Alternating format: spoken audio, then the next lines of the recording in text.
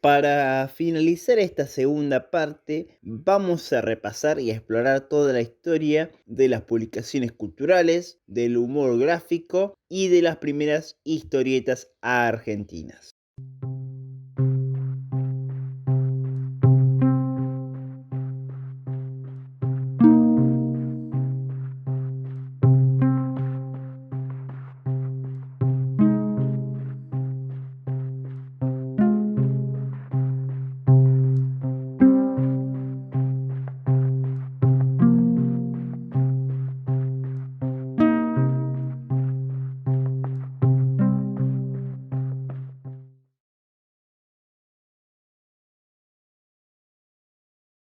Durante toda esta segunda etapa vimos cómo artistas trajeron nuevas ideas de Europa, las vanguardias, hubo varios movimientos y a la vez las ciudades cambiaron completamente en esta época.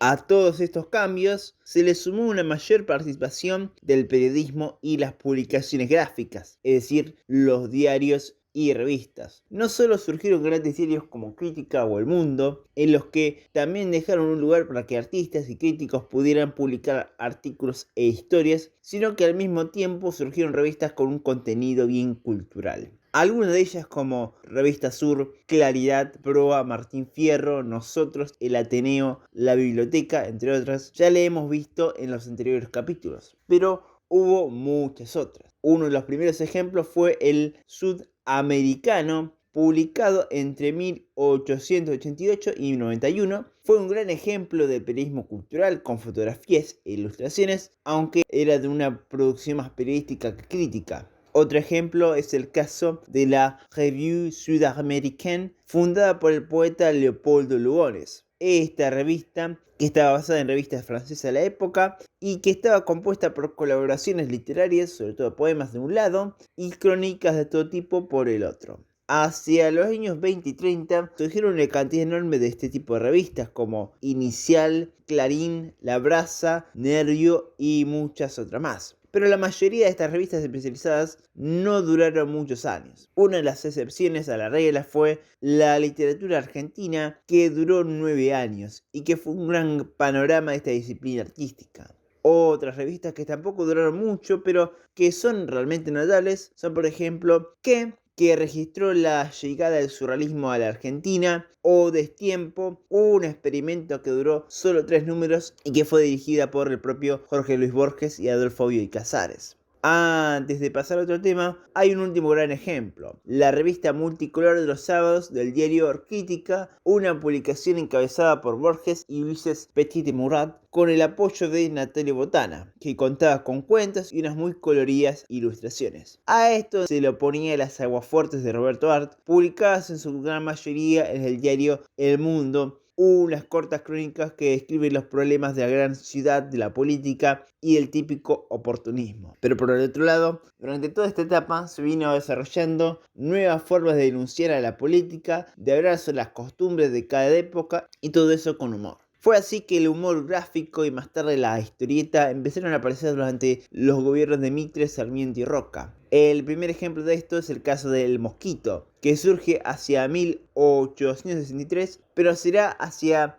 5 años más tarde, que con la llegada del dibujante francés Henri Stein, que la caricatura, la sátira política y este diario llegará a ser muy popular. El Mosquito, con sus burlas hacia los más importantes dirigentes y mandatarios, sobrevivirá por 2 décadas hasta su fin en 1893. No obstante, hacia finales del siglo XIX, hubieron otros diarios como Don Quijote, dirigido por el español Eduardo Sojo, que separaba el texto de la imagen con unas gigantescas litografías. Y las caricaturas de Sojo, también conocido como Demócrito, eran muy provocativas y constantemente usaba todo tipo de simbologías. Otro gran dibujante que trabajó en Don Quijote fue José María Cao, quien junto con el escritor José Sixto Álvarez, más conocido como Fray Mocho, trabajaron en la nueva revista Caras y Caretas, creada por Eustaquio Pellicer y cuyo primer número salió el 19 de agosto de 1898.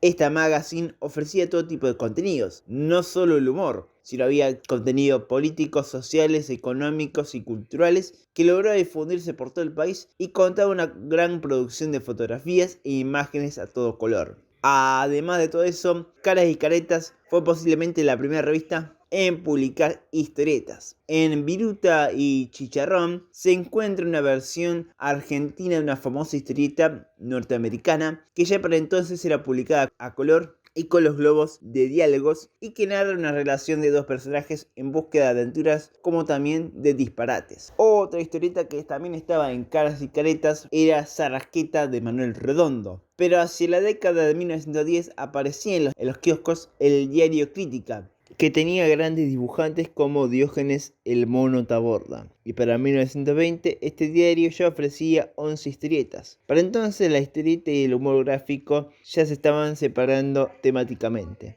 La historieta contaba con diferentes historias y no siempre apelaba a la sátira política, y muchos diarios y revistas publicaban historietas. Para finales de esa década aparecían las publicaciones enteramente dedicadas a este género, como es el caso de El Tony, revista que tendrá un éxito de casi 40 años. Al mismo tiempo, a partir del diario Crítica sale la viñeta que será un hito en la historia de la historieta argentina. Patoruzú, que años más tarde también tendrá su propia revista. Creado por Dante Quinterno, este personaje había aparecido en las aventuras de Don Gil Contento y originalmente tenía otro nombre, siendo rebautizado por el propio Don Gil. Poco a poco surgen otros personajes alrededor de Patoruzú como Isidoro Cañones, Patora, entre otros, y su publicación duraría hasta abril de 1917. A Patoruzú le siguen otras grandes historietas como Las Desventuras de Maneco de Linash o Don Fulgencio de Lino Palacio, que ya muestran un desarrollo psicológico de los personajes y una producción centrada en el movimiento.